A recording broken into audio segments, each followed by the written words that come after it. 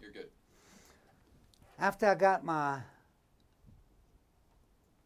I was set about being an officer, I was routed to the S3. I wanted a line company, but they needed somebody to do their work as far as the S3 work, the 2nd Battalion. They had a drunk as the S3. Shall I name names? Yes. Yeah. The worst drunk that's ever been in the history of the United States military. Richard Nixon. Richard Nixon came from probably the 3rd richest family in the USA.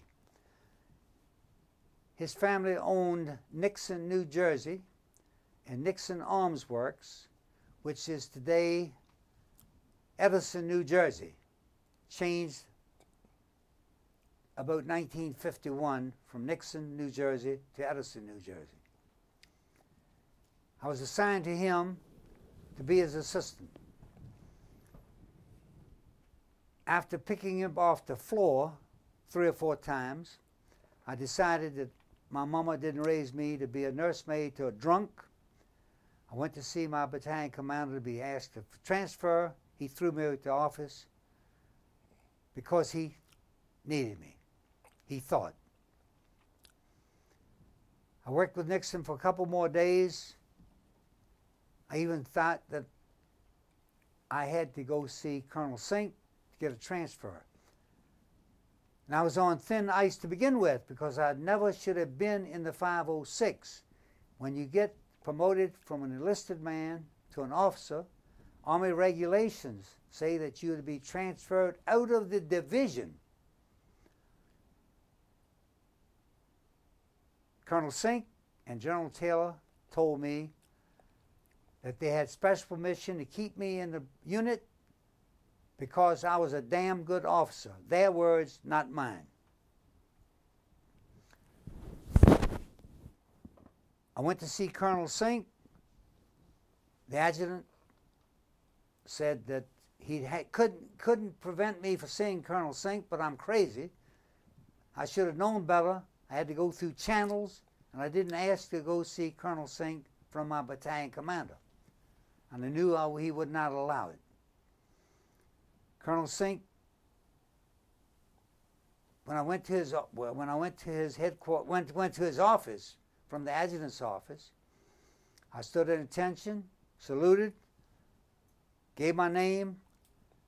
He said, "What the hell do you want, James?" I said, "Sir, I'd like to be transferred out of my job into a line company." He said, "Did you get permission of Colonel Strayer?" I said, "No, sir." Colonel Strayer threw me out of the office. He said, "Why?" I said, "Sir, I caught him going the wrong way at the Bloody Gulch. And I grabbed him by the arm, not knowing who he was, and said, 'Sir, the fighting is that direction.' And I think he has it in for me since." I was trying to tell him that he was a yellow SOB, but I didn't know how to. I told him that way. He said, "Go back into the adjutant's office. I'm going to find out what I have to do with you." "Yes, sir." And Colonel Sink had had a couple of hookers before I went in there. Never interfered with his line of duty, never. Went back to his office. 2 minutes later, the phone rang. Adjutant says, "Colonel Sink will see you again." Went back in his office, snapped at attention, got back in the parade risk. He said, "God damn it, James, I didn't give you parade risk. Stand at attention." He had had another hooker. Meaning a drink. "Yes, sir," meaning. He said, "James, you think you're the meanest bastard in this outfit, don't you?" I said, "No, sir." I said, "I don't like mean, sir." I said, "I think I'm the toughest son of a bitch in your outfit." He said, "I have a job for you." He says, "I want somebody as my platoon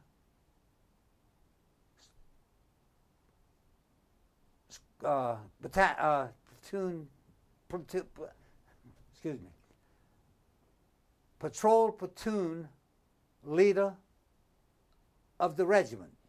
You are named. Now get the hell back to that bunch of people that you're supposed to be, that bunch of, I don't know whether to say this or not, but anyhow, and a bunch of your people, and you're going to be the platoon leader of the patrol platoon. Got back to my company, and I told the company commander that I was going to be the platoon leader of the patrol platoon, which meant that anything dirty we got. Got on a plane going to Market Garden. First man I met was the head of the southern region of the Dutch underground, John Van Coyk. By chance, he was right by me when I got out of my parachute. He was telling me of a secret line they had. He had no idea who I was. I had no idea who he was. Told me of a secret line they had to Tilburg, out of our zone from where we were supposed to go. I had this information, didn't know what to do with it. Finally gave it to the regiment. When we cleared out our first city in Holland, Eindhoven, the line was between Eindhoven and Tilburg. Tilburg was still held by the enemy, and of course there we were in Eindhoven. Colonel Sink called me. He says, I want you to stick with the underground people until we find out who is ahead of us northerly by direction over our regiment. Get to that line in Tilburg and phone the information to us here in Eindhoven. I asked, how do I go? He said, the Dutch people will give you a uniform to wear. Now that scared the living hell out of this soldier. I'm to go as a civilian with the Dutch underground to where this phone was to phone in the information that they wanted, and I am in civilian coveralls. I did this for 3 or 4 days. Scared to death, because you know what would have happened to me if they were caught. Without any trouble whatsoever, we did what we were supposed to do. I got back with my unit up the road from where we were supposed to kick the Germans out of Holland, where the Brits were having big trouble, Arnhem and Nijmegen. They never did get through Arnhem because they didn't listen to the Dutch underground in the first place. They were told that there were a lot of armor, a lot of people guarding those areas, and they were not going to allow us to just go through as Montgomery said we would. Very simple. So we were stuck on a little place called an island between Nijmegen and Arnhem on the Rhine River, on outposts. My outpost was on the Rhine River. One night, I was checking my outpost, and something came across the river. When I used to check on the river about 3 or 4 days, I used to stick my hand in that river, feeling how cold it was and how fast it was going by this brick factory. Of course, the Rhine was coming from the Alps. That's why it was so cold, and that's why it was so fast. It was going to the Baltic Sea. And I thought to myself, nobody could actually swim in that river, nor could anybody cross in it in boats because it was going so fast. And out came a gentleman by the name of Colonel Dobey, D-O-B-E-Y. We were astounded. One of my men helped him out of the river. He told this tale that they had 150 Red Devils across the river in hiding by the Dutch ground, underground, to take him to somebody that could tell him how they could get him all across back to our side. We put a call in. They told us to take this man to regimental headquarters, which they did. The next night, a truck came in front of my little headquarters, platoon headquarters. I was told to get in the truck, 2 other officers, 2 of my friends from the other platoons. And in the front of the truck was our battalion commander. Took us to this place where we were told and shown how we were going to rescue those soldiers across the river. Can you explain the Red Devils were? Red Devils were British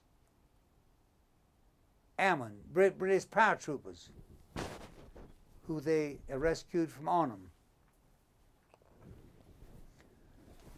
They were going to do it by bringing up canvas boats. They were going to be manned by our non-coms. We were going to be trained to run those boats across by British engineers.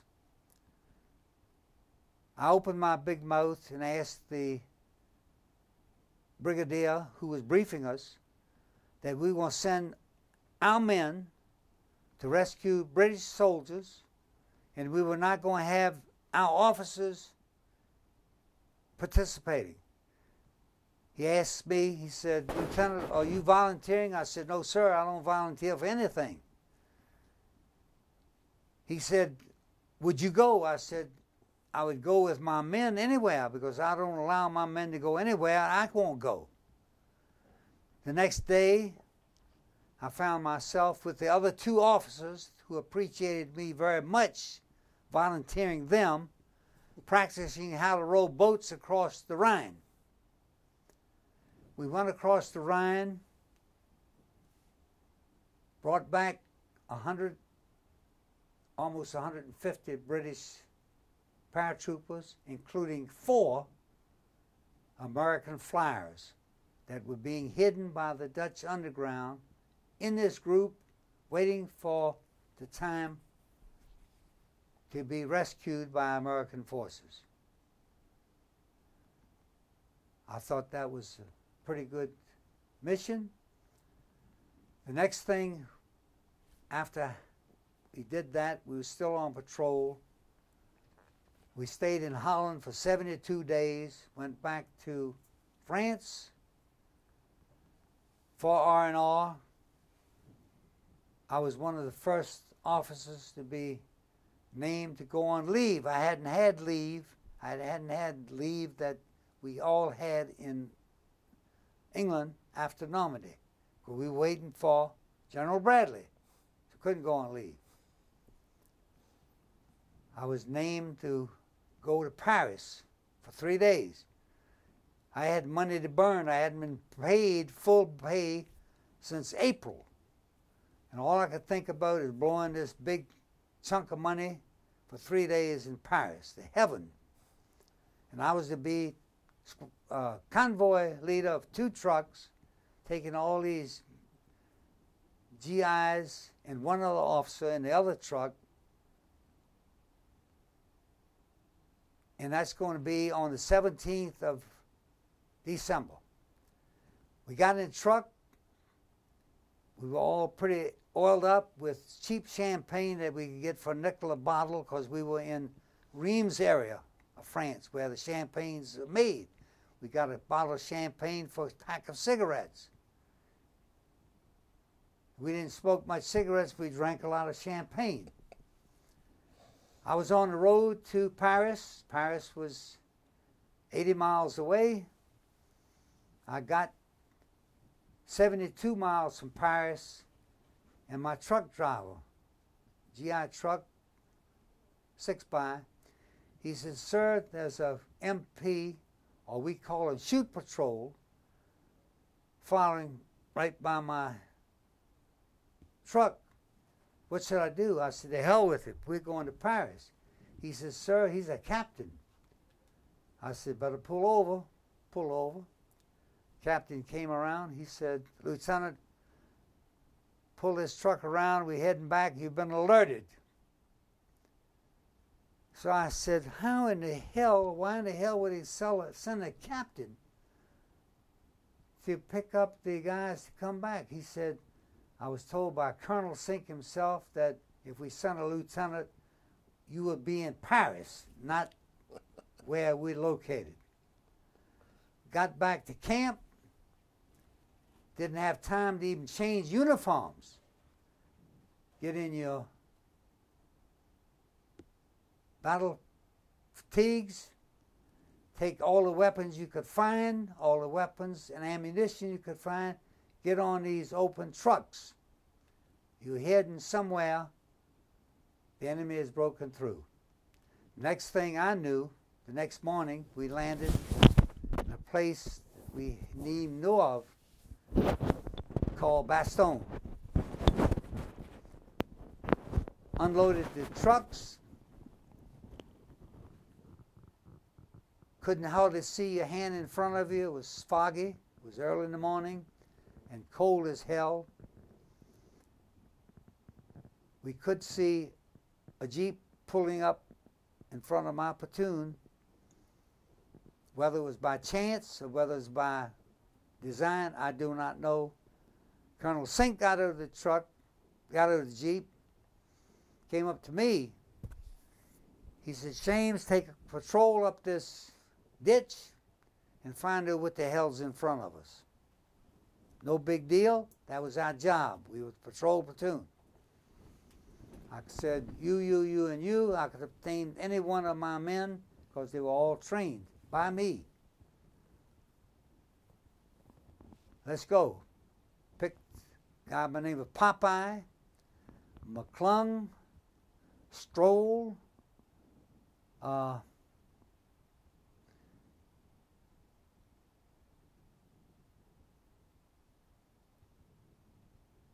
anyhow, 2 others. I said, "Let's go." We started up the ditch. When we got into the woods, you could hardly see anything. But you could listen, you could hear. And in wartime, when you're on patrol and you're on your combat area, you could hear anything. Anything rattle, and you could, all kinds of noises. And we heard this familiar noise. Stroll whispered. He said, "Sir," he said, "I hear something and I see something." I said, "What do you see?" And about that time, a little bit of the fog lifted. He said, "They look like haystacks to me." Popeye always had something, a joke. He said, very whispering, he said, "There may be haystacks, but you see, the damnedest haystacks I've ever seen, the damn things are moving." A little more fog lifted. McClung says, "Sir, they are tanks." And I counted 12. I said, "Let's get the hell out of here now," which we did. About 5 minutes later, we were up at Sink's place. We reported him tanks ahead. And reason that we were at Bastogne, Bastogne had a road net of 7 roads that the Germans had to have to move around that forest area, or else they couldn't move if they had snow, and we were having snow to begin with right then and there. We had a lot of snow. We formulated around Bastogne like a spoke in the wheel. The hub of the wheel was Bastogne. We were the spokes. The whole 101st Airborne Division had units around these spokes. And we were late getting up into it because the last unit of the 101st was cut off. They were cut off. They were the hospital unit of the 101st Airborne Division, the entire hospital unit. We had hospital squads and so forth and so on, but these were the hospital units. We stayed there for 29 miserable, cold days, 17 degrees 0. The temperatures and the weather was worse than the enemy as far as I was concerned, but there were plenty of enemies. Day after Christmas, the sky broke. We were able to get resupplies.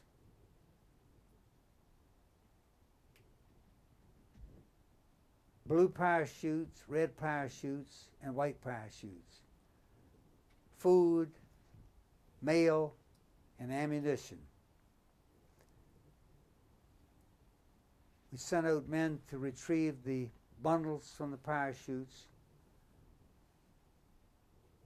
Sergeant McClung came over and said, "Sir, you have a package from home." I said, "My God, wonderful." The package probably be a scarf or a package, a pair of gloves or a hat. Gave me a package about 1.5 inches square, about 12 inches long. Opened it up. It was a gold fountain pen. Just what I needed, 17 degrees below 0. I threw the pen in the sand, in the snow. Went back shivering. About 2 hours later, Sergeant Stroll came over and said, "Look at the pen you threw away." I looked at it and said, "I see it says my name on it. I still don't want it." He said, "Better look at the printing on it." It said 14 karat gold. I put it in my pocket. I still have it. A few more days, a few more skirmishes. We picked up, my platoon picked up a number of German and American uniforms. We got all the information we needed out of them except one group that came in a bunch of 7. They didn't want to talk too much, but we found out who the leader was, and we had to dispatch him pretty quickly to get them to talk. And they talked, they sang like canaries after we did to him what we told the others we were going to do to them. Could you be more explicit about that? Sir? Could you be more explicit about what you did to the... Well, we blew his brains out. And when the others saw that we blew his brains out, that somebody else was going to do anyhow because he was caught in American uniform, we thought we would help him a little bit. And we wanted that information. We got the information we wanted.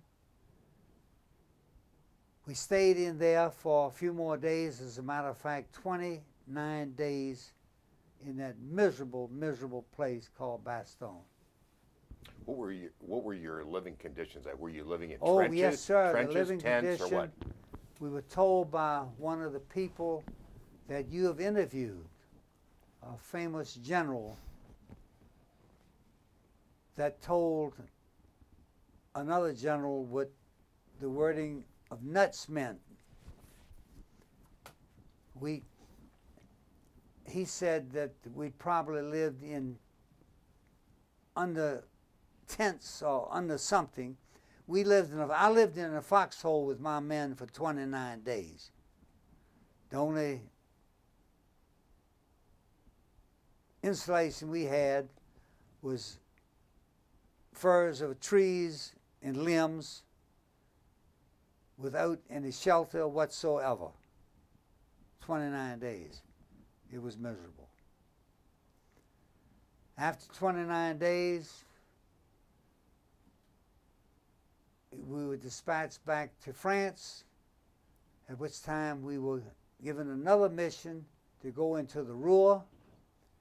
We went into the Ruhr. Light fighting. We accomplished everything we had to accomplish. The next interesting thing was that we came across our first concentration camp. We did not liberate a concentration camp. By the time we got there, the Germans had gone. They flew. If the Germans were there when we got there, my platoon would have dispatched them very quickly with a shot to the head for every one of them, for what we saw. No human being should ever be given an opportunity to see what we saw at Landsberg. And I thought that was the worst thing that we could have ever imagined in our lifetime, until I was told to go to another place that night by Colonel Sink. We were in Landsberg, ready to go down to the Alps area where we had heard that they were forming a redoubt area either near Salzburg or by Munich, where we did not exactly know. That night, Colonel Sink called me. He says he has some information about another one of these camps that probably was the headquarters of all these camps that we were in that day. And he told me that this was a satellite camp of what this big camp was to be its headquarters. And he wanted me to take one of my men, German-speaking men, the next morning and find out what it was and report back to him. They were going on the road to Salzburg. And he showed me the road that they were going to travel. That I had no problem finding it after we got the information that he wanted about this main camp. Unknown to me at that time or anyone else, that the name of that camp was Dachau. Exactly where it was, we did not know, but he had indications it was to be on so-and-so road that I took the next morning. About 20 minutes out the camp of Dachau, we had this odor in the air. It was the same odor that we detected before we got to Landsberg concentration camp. The driver of my Jeep and I both said to each other, we probably have found this camp. And sure enough, when we got there, it was Dachau. I'd never, ever, would ever expect any human being to see the sights that we saw there. And I've seen those sights every night of my life for 69 and a half, 70 years or more. When we got into the camp, we were told to find out something about it. We finally found one man that could speak a little English. He was a Polish inmate that was a baker. He'd come from a little town called Zwe, near Dresden, on the Polish border of Germany. His family had been murdered by the Nazis. For some reason or other, they made him a baker at Dachau. He'd been a baker since the beginning of World War II.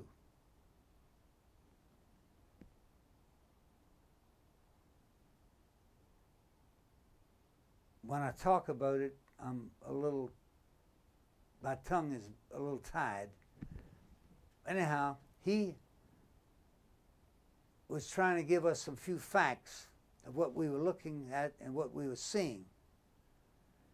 One particular thing we couldn't understand, we saw this one inmate, a woman, a human skeleton, and we asked him why she was reacting quite a bit differently from the others.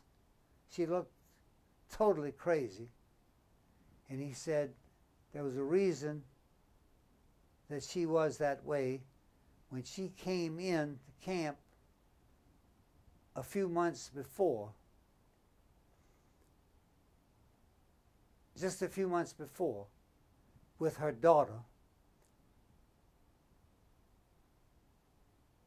the matron who was in charge of the women there grabbed her daughter, and this woman grabbed her back and screamed about her daughter.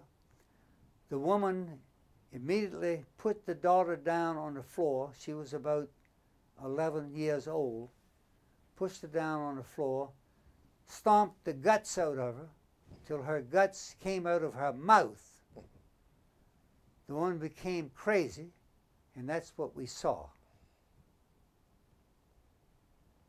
And I could go on and on about the things we saw, and I can't describe them. We left there the next day, thank God. We got back on the road. We found our convoy. We next ended up at the Eagle's Nest in Birch's Garden. We were the first ones there. Naturally, we did what any God-fearing soldier would do. We looted the whole place of everything that we wanted, mostly of the silverware that had Hitler's name imprinted, and everything else. I got a little bit of the silverware plus a bottle of cognac, Hennessy cognac. And on the bottle of cognac it says, for the Führer's use only, 5-star Hennessy.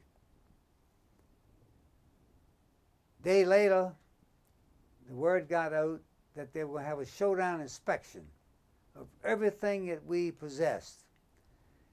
And those that did not present themselves with the showdown loot and all the clothes we had may be sorry for the reason that we may not get home as quickly as we thought we may, because the war was coming to a quick end.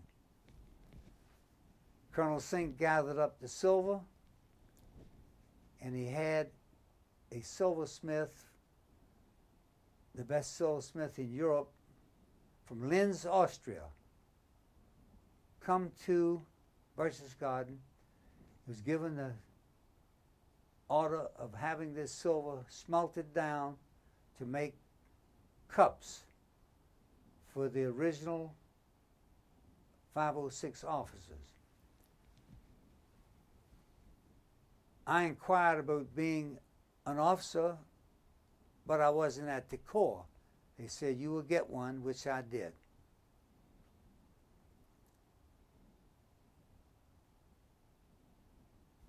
I'm at a loss now where to go. What happened to all the other loot? Oh, we were able to keep the loot. You were? Yeah, I kept a bottle of cognac, and I brought it home, and I used the bottle of cognac to celebrate my son's 13th year bar mitzvah. And of course, after we got rid of that beautiful cognac, we threw the bottle away. I was told just recently, had I saved that bottle, it'd be worth $10,000. But I can't find it. I don't know where it is. It's gone. After the Eagle's Nest,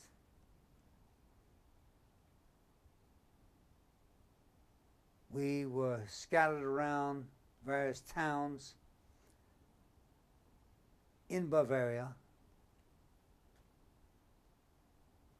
and we ended up, my company ended up in Bar-le-Duc, France, with the regimental headquarters, and another, I forgot which one of the battalions. It was 2 battalions and my headquarters company, where Colonel Sink was.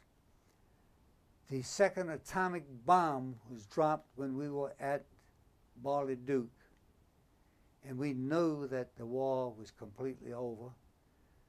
And I had never been at any place or anywhere late or failing to report for duty when I was supposed to report for duty with the right uniform or the right equipment. But that time I decided that I wanted to visit Paris. Paris was 95 miles away, and I had about 19 of the most beautiful pistols that you've ever seen, handmade, all of them, German pistols, including General Kesselring's pistol. I went to my assistant platoon leader, and I said, you are now the platoon leader because I'm going to Paris. He said, you can't go to Paris, you don't have a pass. I said, the hell I don't. He said, what kind of pass have you got? I said, I got 14 brand new or handmade German pistols. That's my pass. I got to Paris, went to George Cinq Hotel, the finest hotel that I knew of in Paris. Got to the desk and I said, I want a room. He said, have you got orders? I said, I sure have. I pulled out 2 pistols. I said, here are my orders. He said, what is that for? I said, that's my Paris, that's for you. That's my pass to Paris, that's for you, for my room. Yes, sir. Went up to my room, cleaned up, came back downstairs, asked where does the wax and the nurses hang out here in Paris. Don't tell my wife. I didn't have a wife then. I said, oh, he said, California Hotel. Correspondence, nurses, wax, the whole works. Get me a cab, went over to the California Hotel. First thing I ordered was a martini at the bar. I looked around, and who in the heck do I finally see was Colonel Sink himself, having a drink. I went up to him, I said, Colonel Sink, how are you, sir? He looked up, he said, what the hell are you doing here? I said, I am AWOL, sir. He said, are you aware you're supposed to be on a train to Marseille tomorrow to go back home? I said, you're putting me on, Colonel. He said, get the hell back there or else you're never going to miss that train. So the next thing I wanted to find out is how I'm going to get back to Marseille to Barley Duke. And I knew that he carried with him his personal chauffeur all the time. And I was looking for him, and I found him out front. Scotty, he was in I Company with me when we first started. I went up to Scotty. I said, Scotty, I need a ride to Barley Duke. He said, oh, I'm waiting for Colonel Sink. I said, you know he's not going to be out till 3 o'clock in the morning. I said, Barley Duke is only 90 miles away. You could be there from back a long time. He said, oh, I can't do it. I said, how would you like to have 3 or 4 handmade German pistols, the best you've ever seen? Where are you going to get them? I said, in my room. He said, let's go. And that's how I got back to Barley Duke and on the train to Marseille and home. Thank you very much, sir. Well, let's just follow up here a bit if we could. Could you talk about getting home and then getting on with your life? I don't believe I can talk about that, sir. You can? Okay, all right. No, sir, I work for a company you don't retire from. Yeah. Either you die or you go to jail. Okay. So I don't like to go to jail. Well, sir. but you got married and you had, yes. When I got home, the first thing I did was I had about 25 people at the train. I caught a train in Boston to Norfolk. At that time, we had service. About 25 of my family was waiting for me at the train, and I all greeted them all, and my brother was there. I said, may I borrow your car? Yes, he gave me the key to his car. The first place I went was the liquor store. I saw all these beautiful bottles on the shelf, and I pointed to him. I said, I want this, this, this, and this. He put them on the shelf, and I said, how much I owe you? He said, where's your coupons? I said, what do you mean, coupons? He said, don't you know there's a war on? You got to have coupons. When he told me that, I grabbed him by the collar and pulled him over across the counter, and the manager came running out, wanted to know what the scuffle was about, and I told him, I said, this guy's crazy. So I told him what it was. He said, what do you want? I said, it's on the shelf. He said, go ahead, take it and get the hell out of here. The next place I drove was to the girl that sent me that gold fountain pen. And I knew through the letters that she had become engaged to this Navy guy, Navy ensign. But I went to see her anyhow. And I'd been told that because of my orders, it might take 45 days before I got my orders, so I probably would have 45 days leave. Got to her house, and we had a conversation, and I found out that her fiancé, this Navy ensign, was out to sea and wasn't expected for another couple of months. So this young lady and I had 45 days of morning till night, good times. Platonic only because she was engaged, and I protected her. She protected me. But we had one heck of a time with 7 officers' clubs, naval officers' clubs around, all kinds of other clubs, but other clubs you had to bring your own whiskey, and you had to be members. But I was a member of all the Navy clubs, being an officer. And we had a blast until the time came, about 45 days later, I got orders to report to this camp. First I had orders to report to, I guess I can say, northern area of Fort Meade. I got orders there to report to another camp.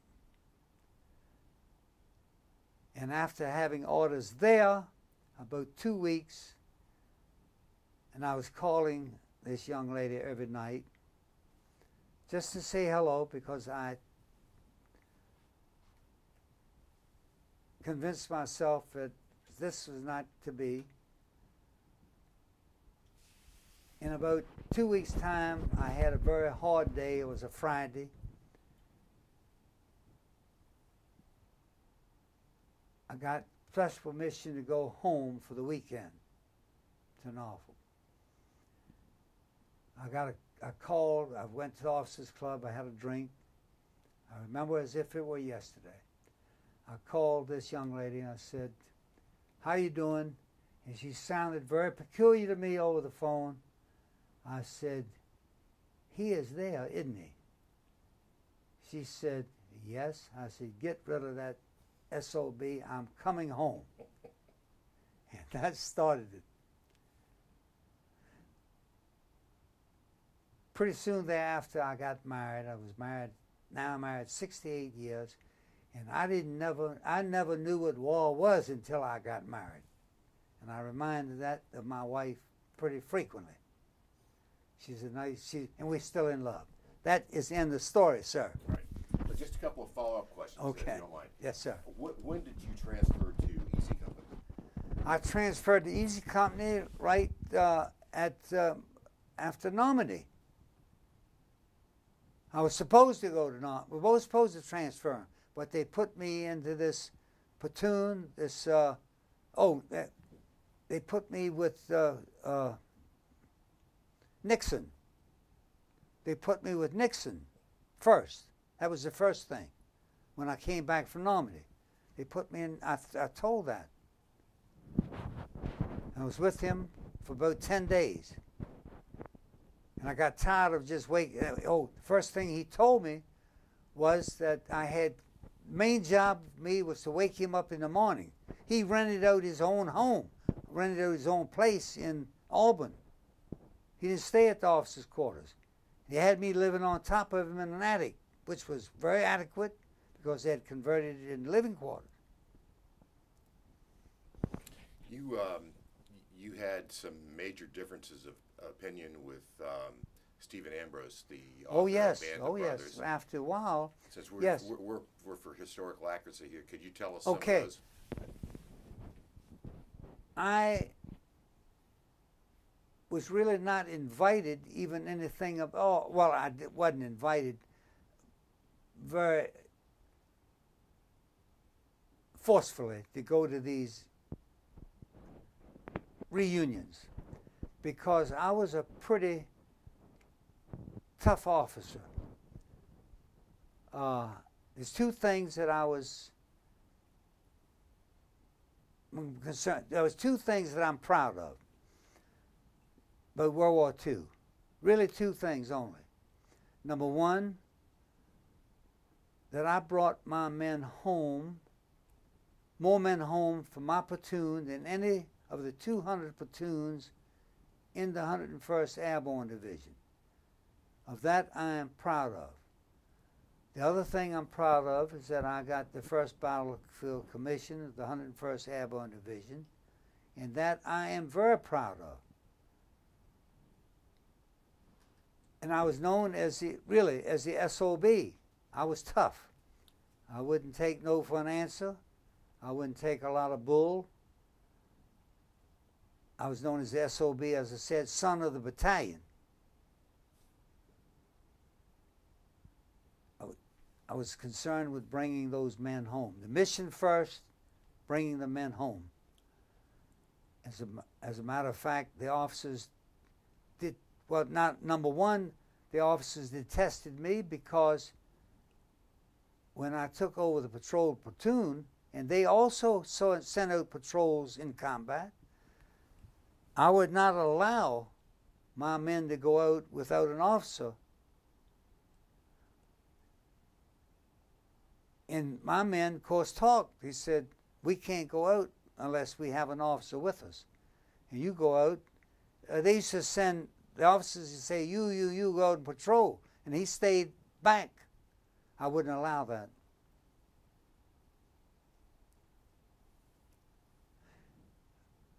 when time came for this Band of Brothers stuff, we had heard that this author was writing a book, and he called me on the phone, and he said, "You were platoon leader of the 3rd Platoon of E Company." I said, "Yes, I'm Dr. Ambrose. I'm writing a book." "Fine. About your company." "Fine." He said, "I'm going to have 3 of the main people to tell me about your company, your platoon, 3 platoon leaders, you, the 2nd platoon, and the 1st platoon." He said, "You don't mind me calling you pretty frequently?" I said, "No, sir. If I'm available, fine." So he would call me and tell me what he was going to put in the book. I said, "Sir, we didn't do those things." "Oh, well, nobody knows it but me, and you're going to be in this book is telling me what I'm telling." I said, "I don't work that way, sir." Sergeant Rogers told him that very emphatically, and Sergeant Stroll told him that twice and told him not to call him anymore. And if you ask Sergeant Stroll about him today, Sergeant Stroll will tell you, and he's still living. And of course, if he told a few of the other people that,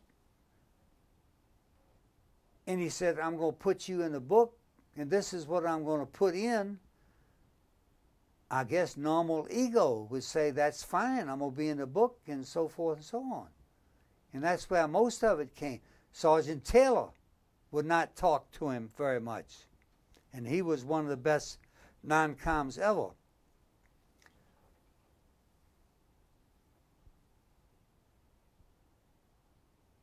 Our friend Sergeant Rogers probably was the best non-com ever. I wish I was half the soldier that man was. I'd be happy to be presented that way. And he was not in the book. And he demonized the people that would not. He practically demonized me. But it didn't make any difference. Well, you said one of the people that was. Oh, one of the main people was the Captain Sobel. And he trying to get me to say bad things about Captain Sobel, but I knew better. Captain Sobel was probably one of the better officers in the entire regiment. Colonel Sink, instead of getting rid of him a few days before D-Day, when this mutineers came to him and told him all this stuff, I remember it being said by the adjutant, told me that Colonel Sink told the people that came to him about Sobel that he would put them all in the brig if it weren't that D-Day was near at hand. He would not have made Sobel the commandant of his jump school, where he knew that his men were going to be trained to be in his regiment by this particular officer. He named the officer because he was tough. And he demanded, where they made Sobel a man that can't read his maps, couldn't read, and couldn't command. They thought Sobel was a Jew. Sobel was a Catholic. And there was a lot of anti-Semitism during that time, that period, that 1930s, the end of the 1930s, or through the 30s, and through the 40s. I know because I lived it. I know because one of the officers that I pulled out of the foxhole for throwing the recognition panels received a Distinguished Service Cross, and I was written up to receive the Distinguished Service Cross by Colonel Sink himself, and I was stopped by Lieutenant Bobuck, who was a hard-bitten anti-Semite. My name was shelved. When I went to see him about it, he said, "Aren't you satisfied to get your commission?" So I lived with this stuff. So I know what I'm talking about. How about your commanding officer of the company, Major Winters? Major Winters is an anti-Semite. He was a good officer, but not the best by far. There was a lot of better officers than he was, but he was able to suck up to, as far as I'm concerned, to suck up to Ambrose, and of course he became a very dear friend of Nixon because he went to work for him. He had an idea that Nixon, I don't blame him. I don't blame him for doing what he did.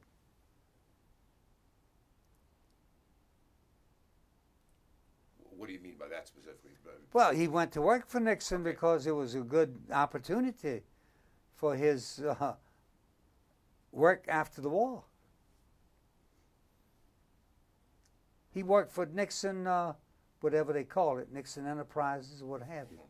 Yeah, did very well. I don't blame him.